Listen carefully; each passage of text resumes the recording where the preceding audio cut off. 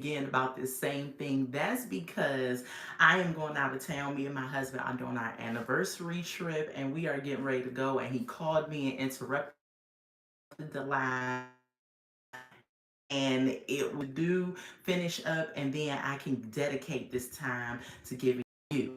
So if it's your first time stopping by, checking me out, thank you for coming through. My name is Tasha. I'm coming to you with another Love After Lockup review. This is season 5, episode 2, Street Lies and PIs. Before we get started, go ahead and subscribe, like the video, comment the couple that got on your nerves this episode in the comments. Let's get the chat popping and let's get into it. Okay.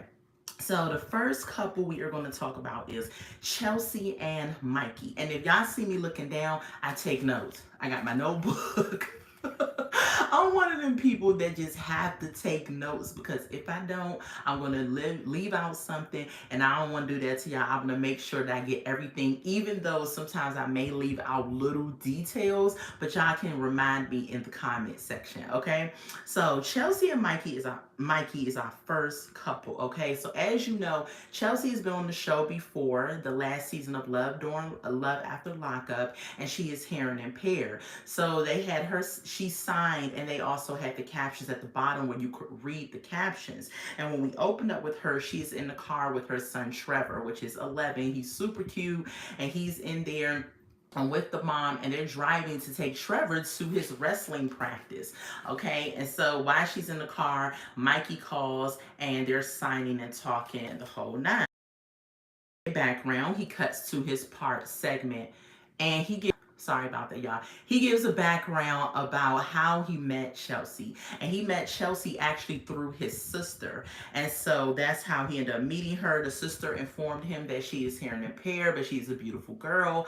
And he, saw her, of course, liked her. And Chelsea says, they pan over to her. She says the thing that won her over with him is that he took the time to learn sign language. And I thought that was really dope because that's when you know that he's really into her.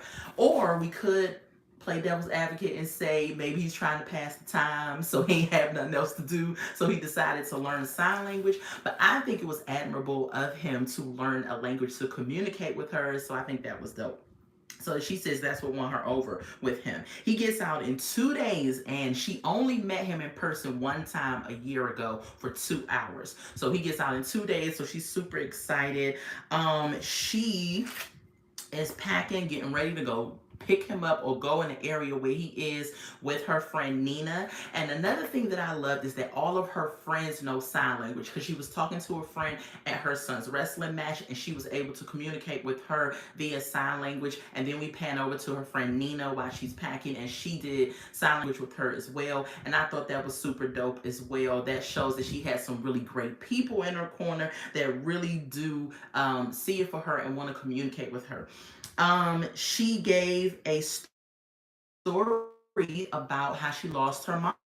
Last year, 2022, unfortunately, she had lost. She said they didn't have a great relationship when she was growing up, but as she got older, she ended up having this great relationship with her mom. And so she says now that she's gone, she goes to her gravesite almost every day to visit her. And she said, which is another interesting fact is that Mikey's mom, which we met on the last season, she ended up passing 6 months after her mom. So I thought that was really like a wow moment, right? And so she says that particular scenario that happened to both of them drew them closer together. And so that was basically all we got from them. And she's going on her way to go pick him up. We shall see how the couple pans out. I really, really want them to make it and work. Oh, but I hope Mikey wasn't just putting on a bunch of jail talk with her, but we shall see because I really want them to work out and make it work. But we'll see. So on to the next couple, y'all. We are going to talk about Sheree and Anthony. As we know, last week we saw Sheree booty cheeks. We met her and her booty cheeks, right? But this episode, we're gonna meet another body part, and we shall talk about that. So we open up with her, and she's with her son, another cutie. He is Richie, and he's 10 years old, and they're doing a TikTok video that they're gonna send over to Anthony. And she's having a conversation with this 10-year-old about his feelings. Sorry, y'all, I don't know this hair. I love this hair, but it be doing what it want to do sometimes. Hold on. Okay, there we go. So she's talking to this 10-year-old about how he feels about Anthony and his father, having both of those men in his life.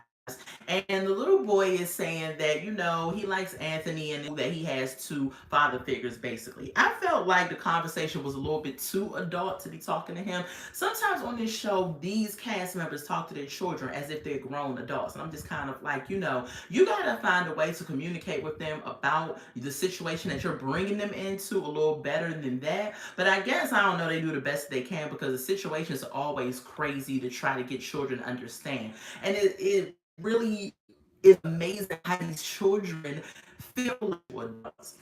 But anyway, she starts she tells him, how would you feel if, how do you think Anthony would feel if your dad came to his welcome home party? Again, son has more sense than her. The son says, he's gonna be mad. And I'm just like, duh, we all know that. Why would you invite your child's father to your man's release welcome home party? We just don't, I don't understand it. She's doing it to throw it in dad's face, but I feel like it's going to backfire or it's going to be some things said, because we pan over to Anthony from prison doing his confessional, and he is saying that he loves Richie and he can't wait to be a father figure in his life, even though he has also made a comment and said his father needs to step up and do a little bit more. So when he gets out, he's going to have a conversation with him about that. Sir, you better tread softly, tread lightly, tread everything, because you about to talk to this man that has obviously been a part of the son's life, right? I don't know to what degree, but you're going to try to school him on how he should deal with his son. And I feel like that's going to be a bad conversation, because he'll be like, Negro, you just got out of prison. You got the nerve to try to give me some advice on anything morally. Get yourself together first. So then she says she feels nervous about the welcome home party. Of course, we know why, because it's going to be two people there. But ma'am, you're doing this to yourself. Sure, she has a whole schedule for Anthony up on her wall where she's going through, okay, pick him up, okay, make sure he got his clothes, make sure he goes to the job interview, make sure he do this, make sure he do that. All this stuff she got a schedule for him, like it's one of them children's schedule that have all these sports and stuff that they have to play. Then we get over to the outfit. Let's talk about the outfit, child. Sheree is always wearing something that is extremely revealing, okay? I think she needs to learn how to dress for her body type. That is what I'm going to say. I think she's a beautiful woman, but I think that she does too much. She has clothes on that is a size small. She needs to go up a size, and then they're always clingy and showing every roll and dip and everything. Okay, today this episode we met her breasts. Okay, last week we met the booty cheeks. This week we meet the breast. The breast is hanging all down, giving us everything. Okay, if she was to trip forward, the boob would have popped out. Like it was just too much, and I was like, Sheree, baby, put them things away. Tuck and roll. We don't need to see those. You can be sexy, and this is a sidebar, women. You can be sexy without having to show everything to everybody, okay? Leave something to the imagination. But no, Sheree said, every chance this camera is rolling, I'm going to give y'all a body part. And apparently, this week's body part was the boobs. So then is in the car going to go meet to the section, the drop-off section, to pick up Anthony. She's on the phone with her friend Sunny, and she calls Sunny, and Sunny is just like, hey girl, she's like, yeah, I'm on my way to go pick up Anthony. I'm so excited, blah, blah. And Sunny's like, oh, that's awesome. Sunny sounded like she was not Sunny. She sounded like she was sleeping. And Sheree goes and says, I hope that he does not get annoyed by my snoring. So apparently Sheree snores. I'm like, ma'am, do you need a CPAP machine? Do you have sleep apnea? What's going on? She says that that's probably why she hasn't been in a relationship, because she snores. And I'm like, how loud are you snoring? Like, is it like a Mack truck snoring, or what's going on? Like, what is the whole maximum capacity of this snore? And it must be something huge if she brought it up to her friend and Sunny was like, girl, I hope he does not trip off that snoring. So anyway, she gets to the spot. She's standing there looking like a P Valley extra. I don't know why they like looking like this on the show. And she's waiting for him to get out. He pulls up in this van and they show a leg coming out, but they don't show him coming out. And that's basically all that happened with that couple. Moving right along to the next couple, which is going to be Renika and Asanta. Yeah, I gotta take a drink of water real quick before I rip into Renika. They're going top fell off and everything. The bottle was just kind of like, girl, I'm gonna try to be kind. I'm gonna try to be kind. But Renika, every episode, she makes me like want to pull my crochet out. So, oh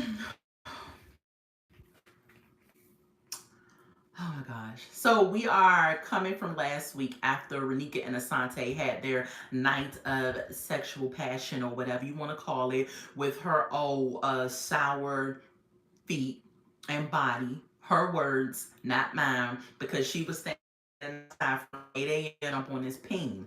And it's kind of like, ma'am, I don't know why you don't take more pride for yourself. I mean, is it me? Correct me if I'm wrong. Wouldn't you want to go and get in the shower if you know that you have been outside all day, sweaty, in the daggone gravel on the side of the road waiting for it out? The first thing I would want to do is put my best foot forward and make sure I smell absolutely fresh before I'm about to get involved with him, so he don't get up from the situation talking about some, man, she smelled like a bag of seaweed or fish. Wouldn't that be the right thing to do? But not Renika. No, she says, I'm gonna jump on the paint anyway. And he's dirty too, because he didn't even think, let me take a shower and get out of this prison situation. And I'm gonna give my review on them, him included. I know that he is deceased. I know he's not with us, but they did show him on the show, and they did make a disclaimer that he did pass after the taping of the show. So I'm going to give them a proper review. I'm going to try to be kind when it comes to him, but child, he ain't giving me much to go to be kind about. So we just going to say what it is, okay? So she gets up, right, in the morning. Now, last week, we saw Asanta. He was leaving after he done, deed her down. He walking around the house looking like he about to rob the place, but he in a hoodie and all this stuff. He tiptoeing around like a cat burglar because he about to leave, right? So he must have made a phone call to auntie, girlfriend, or whoever it was. Somebody pulled up and came and picked him up. When they picked him up, he drove off. This was at like 4 or something in the morning, maybe 5 o'clock in the morning.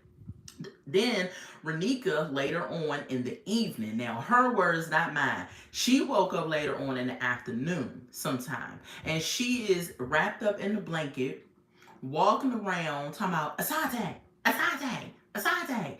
First of all, how many times you gotta call this man in that small Airbnb? If you was in your room in that Airbnb, you could have yelled out one time to the person in the house. They would have heard you and they would have came, because it was not that big where you had to be walking around from room to room looking for him. So then she even goes outside wrapped up in a blanket, and she's like, Asanta, Asanta, looking for him and everything. And he is nowhere to be found, of course, because he is gone. And he's been gone since 5 o'clock in the morning. Then she gets on the phone, and while she's looking for him, mind you, she cuts in her confessional, and she's like, yeah, we just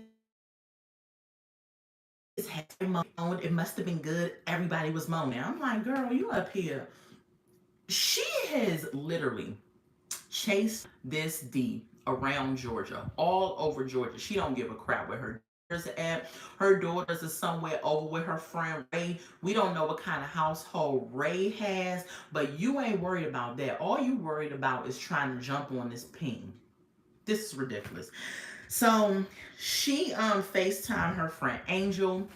her friend Angel is talking to her, and she's like, girl, he gone. I woke up and he gone. I couldn't even cook him breakfast. He couldn't even smell the breakfast because he's been gone. And Angel like, what? And blah blah blah. And Angel is giving her the real, and she's like, listen, you need to get yourself together. This man is gone. Blah blah blah. She giving her all this good advice that I don't want to repeat, because everybody has been telling Renika the same thing, and she still wants to do what she wants to do. So if I was a friend and she FaceTimed me or called me, I wouldn't even answer the phone, because I would be sick of telling you, girl, this dude is no good, he is trash. But you just keep wanting to be in his presence for some reason I do not understand. So then, when Angel seemed like she wasn't giving her what she wants, she goes and she calls Shakola. Shakola. Shakola, of course, is the sister that we love that gives her the real. Shakola is saying the same thing that she been saying. Renika still ain't getting it. So finally, she calls Ray. She called everybody in her phone book to tell them that Asante ain't here. She really was reaching, right? She was trying to call somebody that's going to validate her crap. She finally called Ray, which is the I'm down for whatever, I'm bout it girl. So she calls Ray, and Ray is like, what we gonna do? And she's like, we gonna track him down. So Renika drives the next morning, I guess, because at the time she called Ray, it was like 7 something at night. So mind you, Asante's been 5 a.m. and it's now 7 something at night. So now the next day, I guess she's gonna go pick up Ray. She asks Ray, can the girl stay with her sister? And she asked her the night before, can the girl stay with her sister? She said yeah. So now she moving the daughters again. Now the daughters are gonna stay with Ray's sister. We don't even know who Ray's sister is or how her household is, but Renika don't care. All she want to do is go around Georgia and track down Asante and track down the Pink. She is basically running after this man. So the next morning, she's riding in her car, and finally she speaks to her daughters, which was a brief moment. She calls Ray's sister and like, can you put the girls on the phone? And she's like, how y'all doing? Whatever, do y'all schoolwork? Little old stupid stuff that she could have texted the girls and said all that. And then the girls is like, you need to come home. That is so sad that they have to tell you, Renika, to come home and stop chasing this penis around Georgia. I don't understand it myself. So then she meets up with Ray, and they decided they're gonna hire a PI, private investigator child, to track down information on the girlfriend, auntie, and Asante. And I'm just kind of like, you about to waste more money on trying to find out what's going on with this dude, when all of the flags are there and have been there. All the flags are there and have been there. I do not understand what she does not understand. So she gets to Ray. They're sitting down, and she says, look at these texts. And the texts are from the auntie. Now, we know the last episode and on Love during lockup, we found out that the auntie is not the auntie. The auntie is actually the girlfriend. But Renika, in some way in her mind, is like, no, this is the auntie, and it's not the girlfriend. But the auntie's been honest. She told her verbally, and she told her through text, I am the girlfriend. And Renika still doesn't get it. Just kind of like, what is wrong with her? She shows Ray the messages, and the messages is basically saying, you know, I am his girlfriend. We have been together for 2 years, blah blah. And Renika's still not getting it. So the PI gets there, and the PI name is KC. If y'all seen the Martin episode when Hustle Man was on the show, and he said that he just opened up for KC and the Sunshine Band with the little chihuahua, and he looked at the camera and said, we want our money, KC. That part always cracks me up, and every time I hear KC, I think about that episode of Martin, right? So that cracked me up. But the PI says that he can track down where you live, where you work, where you hang, who you hang out with, your friends, your mom, your auntie. He can track down everything, right? And so Renika's spending money to meet with this man, and he says he tracked down the phone number. He was able to do it right there in front of him, I guess. I don't know what app he had, but he tracked down the number being to some 44-year-old female. Now Renika is like, oh, he with some old auntie or whatever. And I'm like, girl, whether she old, young, middle-aged, whatever, she still said that that is the girlfriend, not the aunt, but you still don't hear her. So then the PI makes a phone call. When he makes a phone call to the lady answers the phone, says hello, and they cut from that. And then let's talk about Renika, right? Girl, you up here spending money on a PI. Renika's nails, if y'all zoomed in on this episode, them nails was chipped up, broken off, bent, designs off. She needed to fill in the under end, the over end. She needed everything. I was like, Why are you chasing this dude? Girl, the wig is wigging, the daggone kitchen. The kitchen dishes are falling out. Dishes are falling out of the kitchen.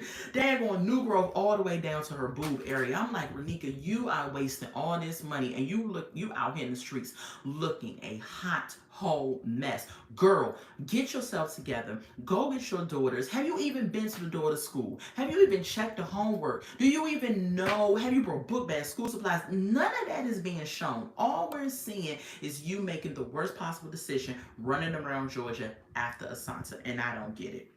I don't get it. Moving on to the next couple, which is going to be Andy and Brittany. Andy and Brittany. Brittany says that her goal is to get with her son and is to be at his birthday party. Y'all know his birthday is on the day that she got out. And so Brittany is talking to Gracie in the car while they're driving to the hotel, and she's like, do you got the kids ready? Is everything a go? The whole nine. Gracie is like, yeah, mom. And Brittany's like, why you got an attitude? And Gracie's like, I'm tired. And I agree. They've been waiting out there in the sun for you for like 3-4 hours. This girl has been playing mom to these kids. A whole lot has been going on. She's tired. She doesn't really even want to deal with Andy and Barry sitting there looking like two stupid dogs. And they up here in the car. She don't want to deal with none of that stuff. All she want to do is be with you, go home, go with her siblings, have a good life, and not have to deal with these two. But no, Brittany, again, is thinking about herself and not trying to be there for her children. I'm going to tell you why later. So Brittany says to Andy when they arrive at the hotel, oh my God, they have a pool. I'm going to jump in the pool. She just got out of jail. Andy and them been waiting out there for hours in the sun. So, of course, they kicked up some dust and sweat. And she says, I want to jump in the pool. She goes with Andy and they take off and they jump in the pool with their dirty selves. And I'm just kind of like, that's disgusting. Whatever hotel that is, I don't ever want to go to that hotel because they just jumped in the pool. Hold on, y'all. Sorry. Okay. My phone is dying. Gosh. And I charged it. Or so I thought. But anyway, I digress. Hopefully, if it cuts off, y'all, I'm going to come back and finish another live video, part 2, where I will finish the rest of the couples. But I'm going to try to get through this. So, he jumps in the pool. They jump in the pool with the clothes on. Then they get out of the pool. They're dripping wet. They come in there. Now, mind you, they left Gracie and Barry on the couch in the hotel looking like they don't even know what day it is. Because they don't know each other. They don't talk to each other, nothing.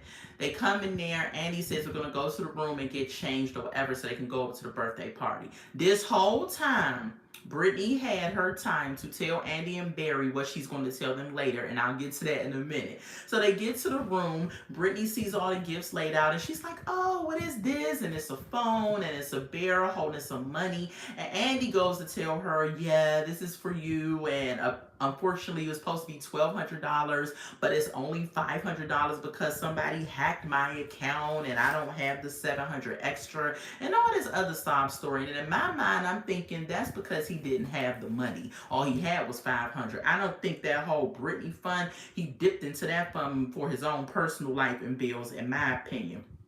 He pulls out this cake that he has for the son's birthday, this sloppy, toppy looking, disaster looking cake. I didn't like it. I thought it was ugly. You know, it looked like it was melting the whole nine, but I guess. So Gracie comes to the room. She says, can I talk to you for a minute? So she goes in the bathroom with Brittany, and she's just like, Brittany's like, what's going on? And she's like, I'm tired. I just want your time. I want to be with you and everything like that. And Brittany is basically telling her, look, we have to get ready to go to this party. I know you're tired, but you knew this day was going to be hectic and blah, blah. So she's dismissing her feelings completely. Andy's in the room, and Andy's like, instead of him giving them that moment and stepping out, he's just there. And he tells the cameraman to stop recording because it's a private moment. No, sir, you need to get out because it's a private moment. They need to have a conversation. So then after that happens, Gracie says to Andy, do you mind stepping out so I can talk to my mom? And he says, oh, sure. Because he's going to do whatever someone asks him to do because he's so lonely, so miserable, so ridiculous. I do not like Andy, as y'all can see. So he steps out of the room, but the thing is, why didn't Brittany ask him to step out so they can have a moment? And she didn't. And I thought that was really messed up. So you can tell Gracie has anxiety. She looks like she's flustered and tired, look like she's about to cry. And she just wants Brittany to take a moment to pause from everything that's going on and just give her a little bit of attention, a little bit of talking to. What she finally did, she sat down with her. She told her she appreciate her. She know what she's been doing. She wants to spend time with all of the children. She's going to make that time for them. She reassures Gracie, and you can see Gracie has a sigh of relief over her face, a calm in her spirit, because that's all she wanted from her mom. And in his confessional, this is why I don't like him. He had the nerve, he's very selfish, to say, didn't Gracie have enough time to talk to Brittany when we were in the car and coming to the hotel? Why did she have to have more time? I thought whatever they had to talk about was talked about and hashed out. I was like, this man is the worst individual. All he thinking about is sex. All he thinking about is when he can get with her and have sex with her. And it's really ridiculous. It's disgusting. Um, what else happened? So Brittany says that it sucks that she has to move away from her children again after she got out, because she's about to go live with Andy, of course, in Rome, Georgia. And she lives in some other part of Georgia where her kids live at. I don't know why Brittany could not have got with her daughter and could not have figured out a way for them to communicate. The girl is 18. She probably has her own place or something going on. They could have figured out a way where she could parole to where her children are. No, you want to go with Andy because you figure I can use him. He got money. He got resources. He got something where I could use him up. So I'm going to go with him and trick him out for a little bit or however long it's going to last and move away from my children after I've already been away from them for 2 years. That to me is stupid. Andy don't care about that party, but then he comes to find out that neither does Brittany care about you coming to the party. They roll over, they drive into the party. Andy got the cake and all this stuff that he done put out for the party. When he gets to the party, Brittany grabs all the stuff and she says, hold on, you two, Andy and Barry, y'all not gonna be able to come to the party. She says, I'm gonna need y'all to stay out here. And I don't want y'all to meet the kids yet. I said, woo, you got to be kidding me. The nerve and the audacity of this woman to use this man to get a birthday cake, balloons, the whole nine, and then tell him he can't meet the kids. So now Andy and his feelings about it, but I'm like, that's exactly what you get. He's had, and Barry was like, so what we gonna do? We gonna stand out here for 2 hours while the birthday party going on? And Andy is like, well, I guess so. I'm just like, you are a whole idiot.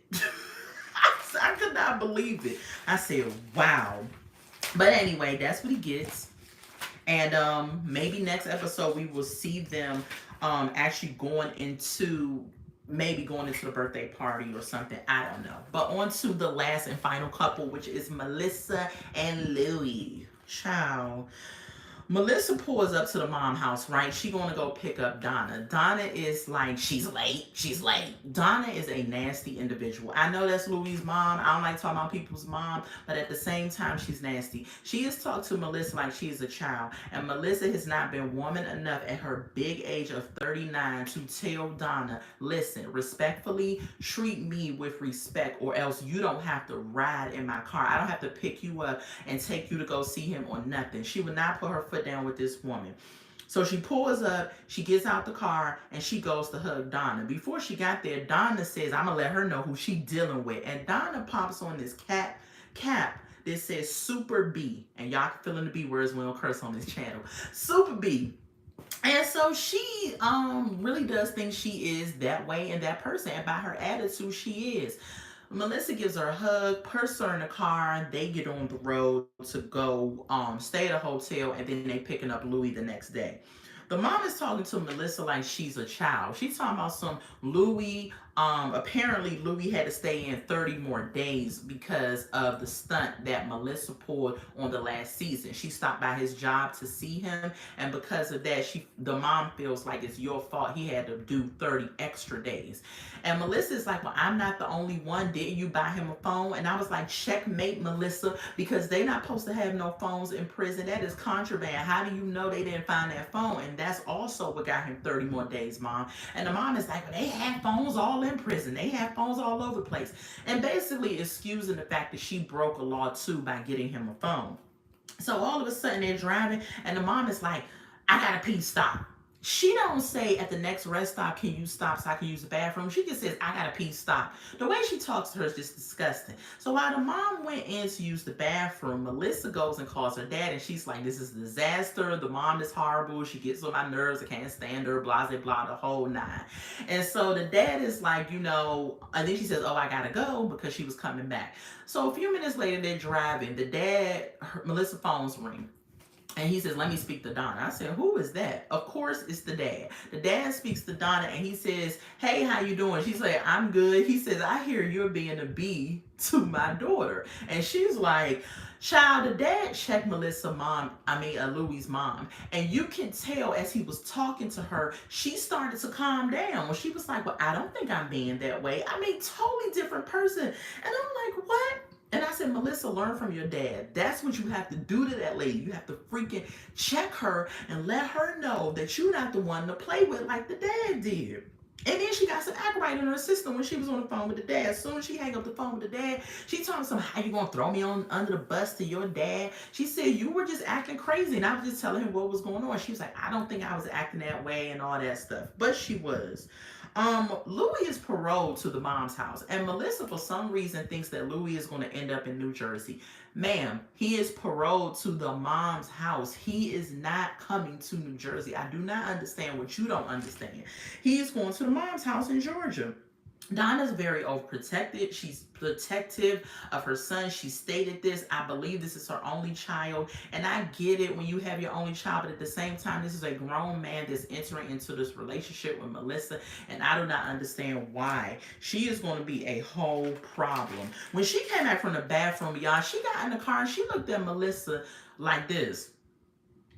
And Melissa looked at her and she was like, what? And she was like, why are you making that mean face? How you gonna ask somebody why they making a mean face while you looking at them with a stink mean face? I said, child, couldn't be me. Could not be me.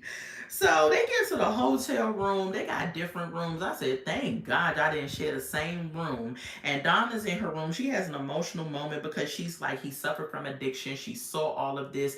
Only two things happen for people who suffer from addiction. They either die or they go to jail. And she was like, I thank God he went to jail and didn't die so that I can hug him again. I thought that was very beautiful of her and everything. And 2 seconds later, my thoughts about her flew out the window because she freaking goes to Melissa's door and is like, boom, boom, boom. Are you ready? It's time to go. And I'm like, what? So Melissa up in there and she's like, yeah.